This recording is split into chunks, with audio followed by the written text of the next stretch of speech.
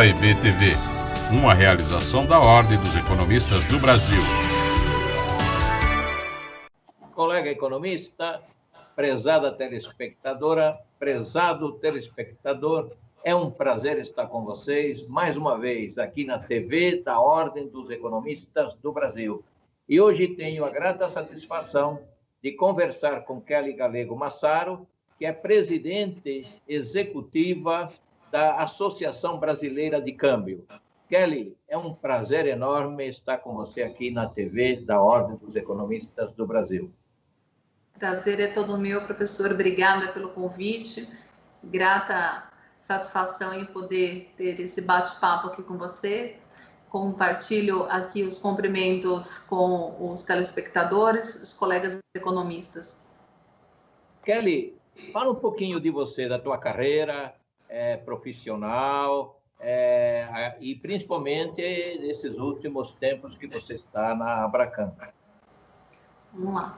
Eu estou aqui na Abracan há 20 anos, desde a sua fundação.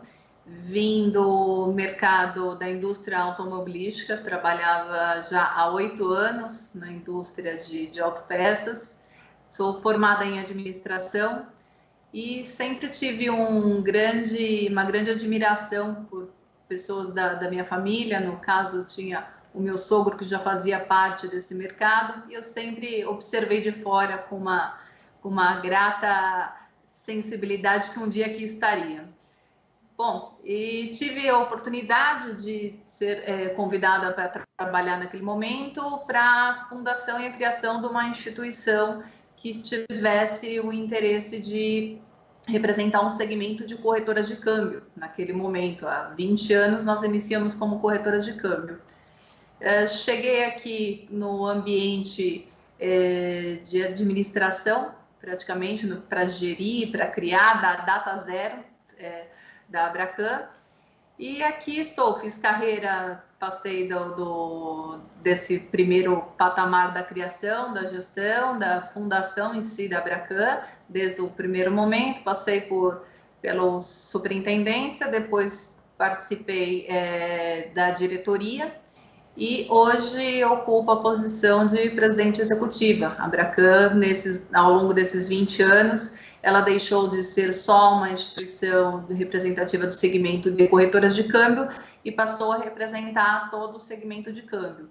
Hoje, então, nós temos aqui bancos, corretoras, distribuidoras. Tenho uma filha, sou eterna, antes de tudo, eu sou eterna apaixonada pela minha filha, de 13 anos, e me divido nessa função de mulher, mãe e executiva, que eu tento fazer sempre o melhor aqui nessas 3 frentes.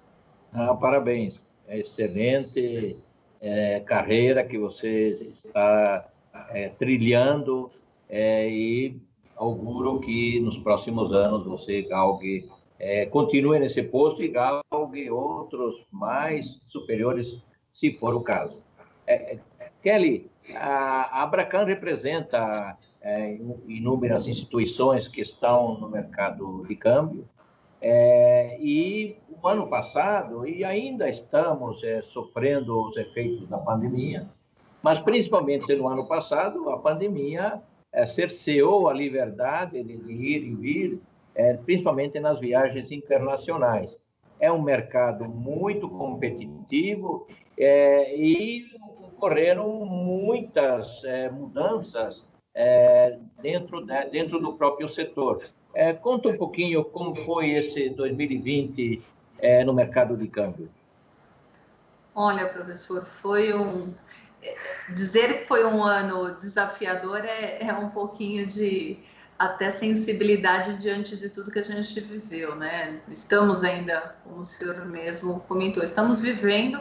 O setor de câmbio foi drasticamente impactado quando a gente olha pelo viés do turismo, né? Porque aqui no câmbio a gente tem tanta parte de comércio exterior, que vai da importação, da exportação, de remessas, mas a gente teve um impacto de 100% na ordem do nicho do turismo.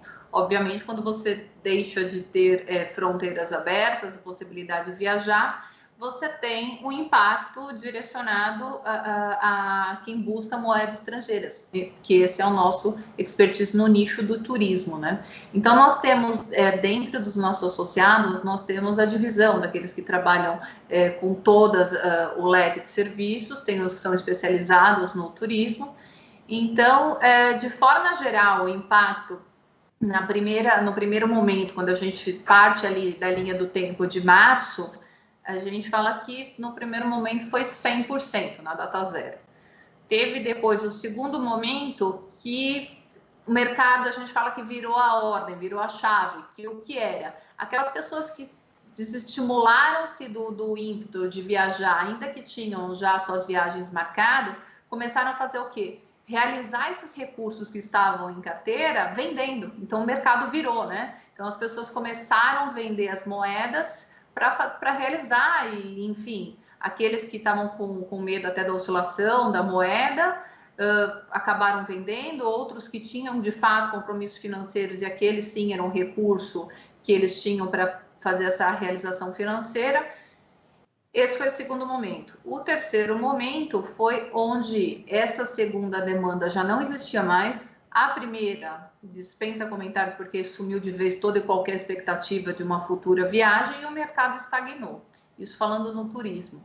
Então, nós estamos falando de uma queda aí, num momento quase que 70% do final do ano, de zero, foi zero. Então, não é que teve impacto, foi zero porque parou, né? Inclusive, as lojas foram fechadas, muitas delas em shopping, e aquelas que eram na rua, não era atividade essencial, também foram fechadas.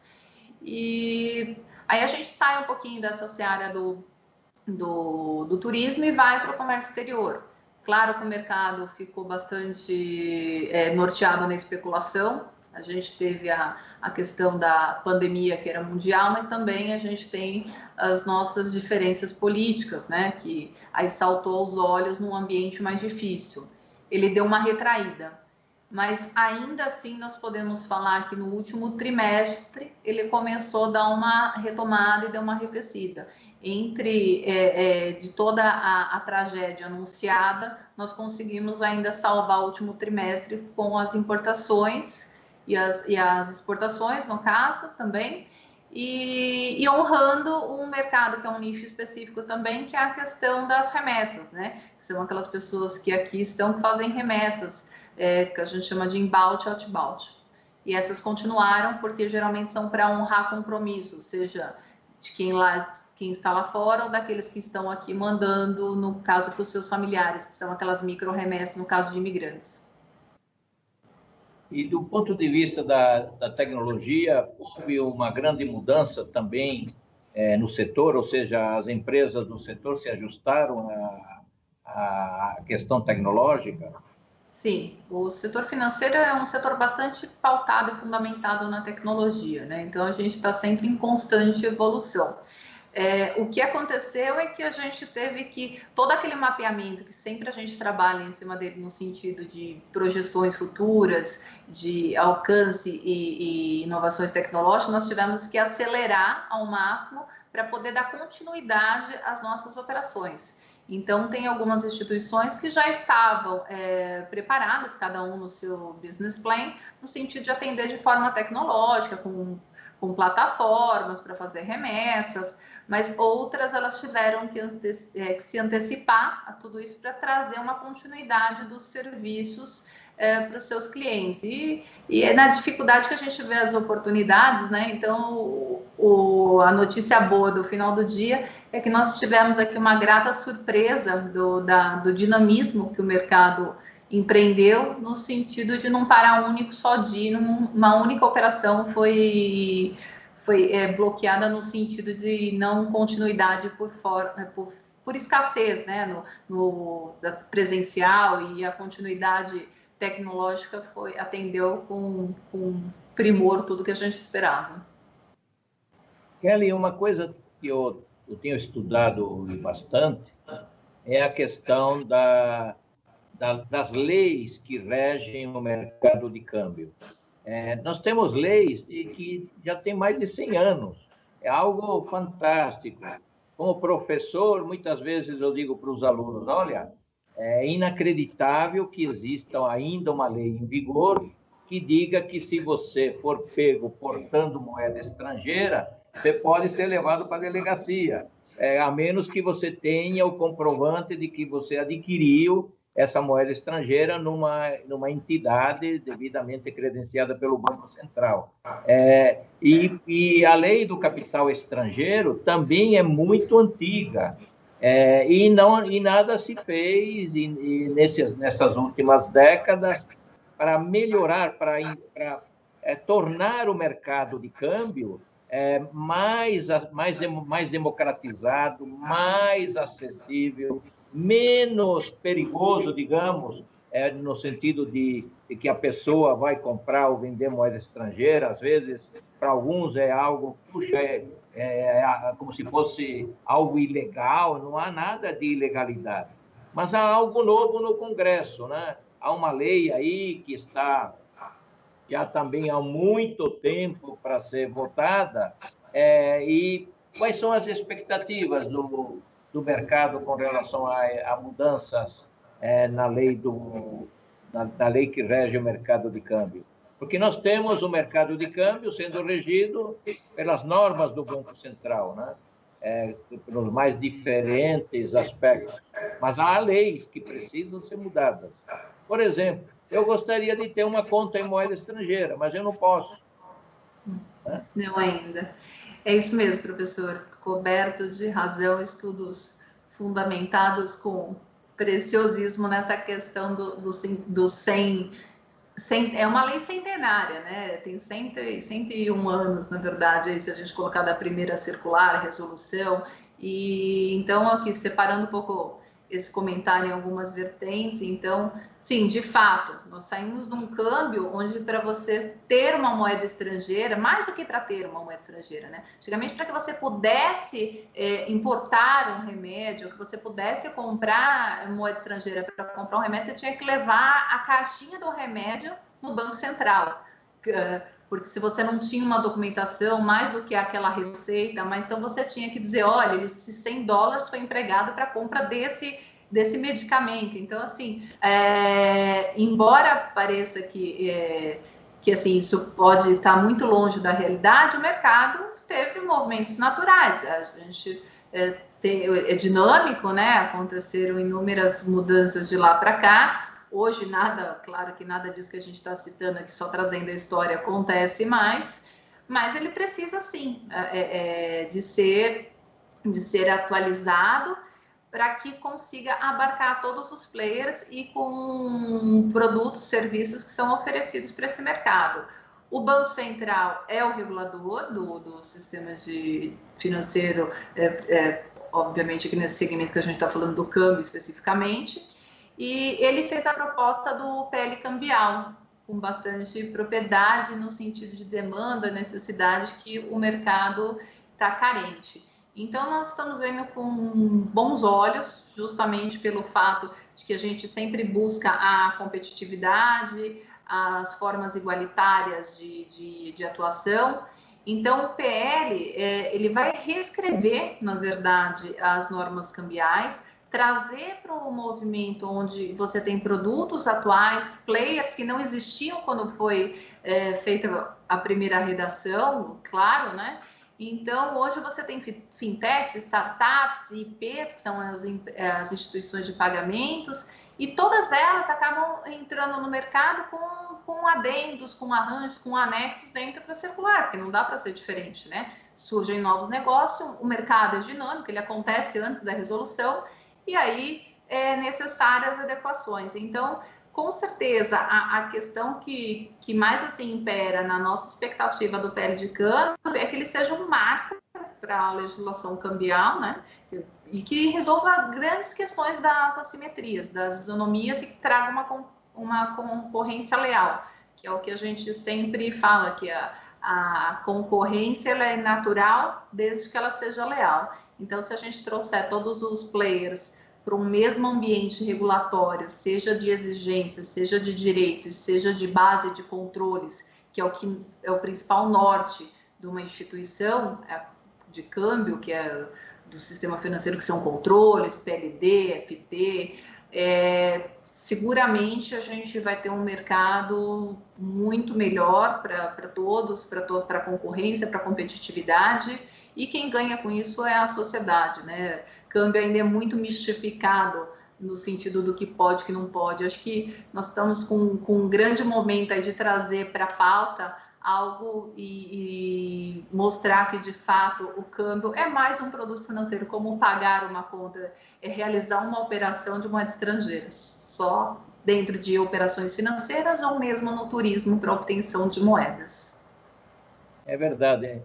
Kelly, antes de passarmos para o próximo bloco, eu vou me permitir fazer um pequeno comentário adicional, que é o seguinte: o Brasil sempre teve problemas na área cambial, sempre estava guardando dólares nas gavetas dos bancos, o Banco Central olhando para cá, olhando para lá, crises cambiais sempre ocorreram na economia brasileira.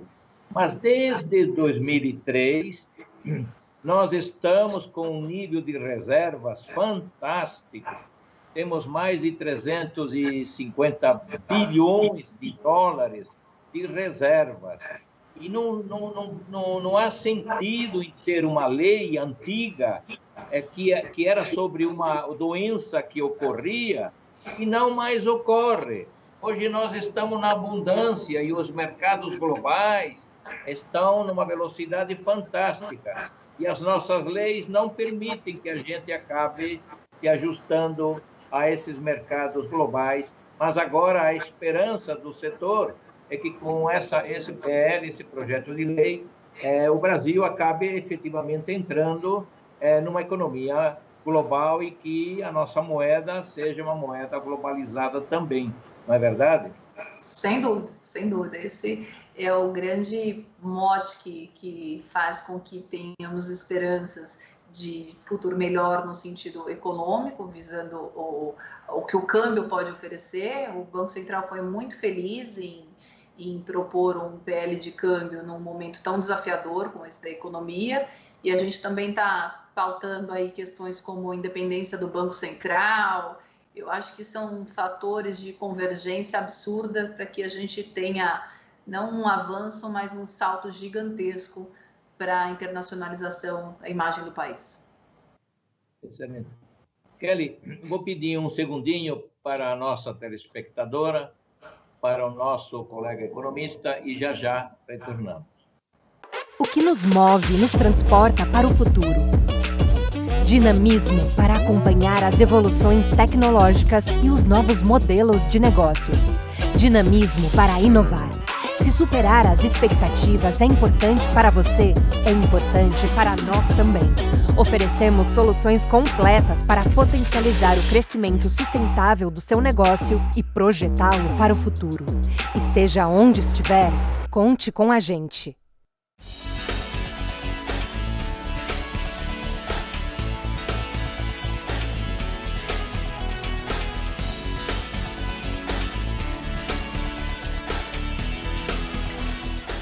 Colega economista, prezada telespectadora, prezado telespectador, é um prazer estar com vocês mais uma vez aqui na TV da Ordem dos Economistas do Brasil.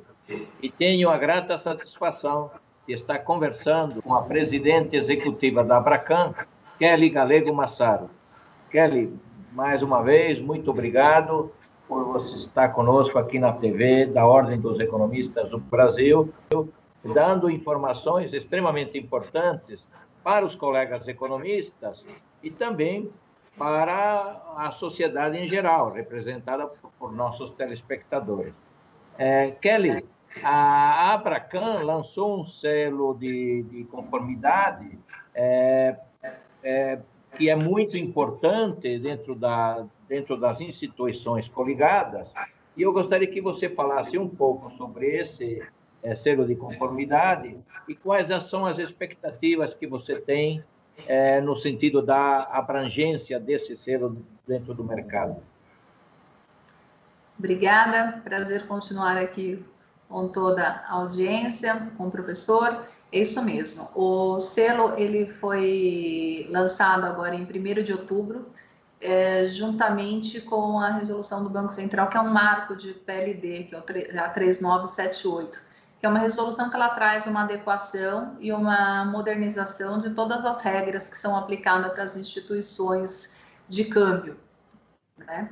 Então, o selo é um mecanismo, na verdade, é uma grande engrenagem que nós criamos para que a gente pudesse unir inúmeros mecanismos que a gente já havia criado, inúmeros elementos, na verdade, que a gente já havia criado, que é o monitoramento de mercado. A gente faz monitoramento de mercado para controle de PLD-FT, a gente tinha as políticas institucionais, a gente tinha também a questão de ouvidoria. Então, o que a gente fez? A gente criou como um grande objetivo o que o selo tivesse de forma assim clara, um entendimento amplo entre as instituições do mercado para promover alinhamento integral das regras exigidas pelo Banco Central e as recomendações do GAFI, estimular adoções de boas práticas nacionais e internacionais, como prevenção de crimes, de lavagem, e principalmente eliminar a concorrência desleal.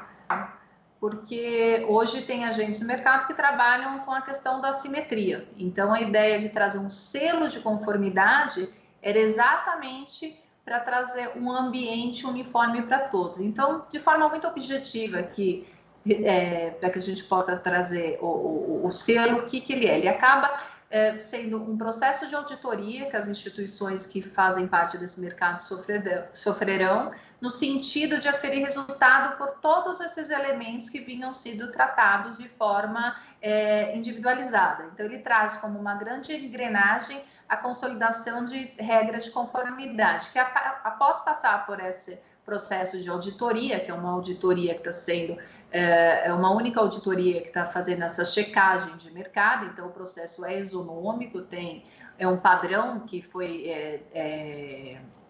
criado pela Abracan.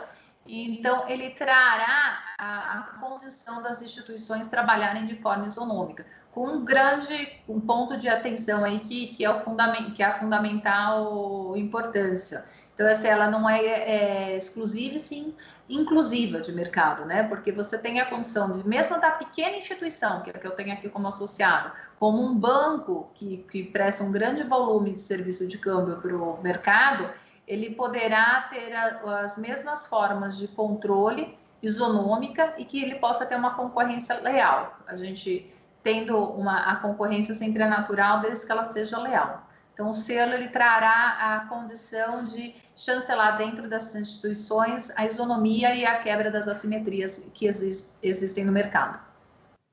O selo tem 2 níveis, poderíamos assim, a serem alcançados? É dividido em 3 séries, professores. Então, série 1000, série 2000 e série 3000. A série 1000 ela é destinada a bancos que operam em câmbio, os bancos de nicho, a série 2000 para as corretoras de câmbio TTVMs e a série 3000 para os correspondentes de câmbio, que são aqueles prepostos dos bancos e das corretoras. Então, cada um passará pelo seu nível correspondente ao seu porte. E essa célula de monitoramento, o que vem a ser exatamente, Kelly? Esse é um dos elementos que eu sei que a gente já vinha fazendo um processo de gestão de mercado, que nada mais é do que nós administrarmos a questão de PLD-FT, de operações legais que é feita dentro do tripé regulamentar, que é a questão da origem dos recursos, a capacidade financeira e o amparo documental.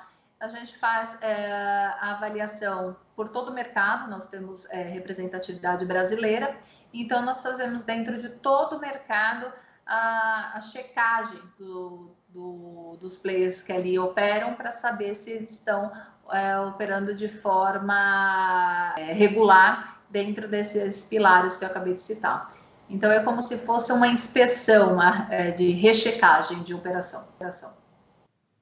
Puxa, eu estou vendo que a Abracan, nesses últimos anos, está num esforço bastante forte no sentido da governança, né?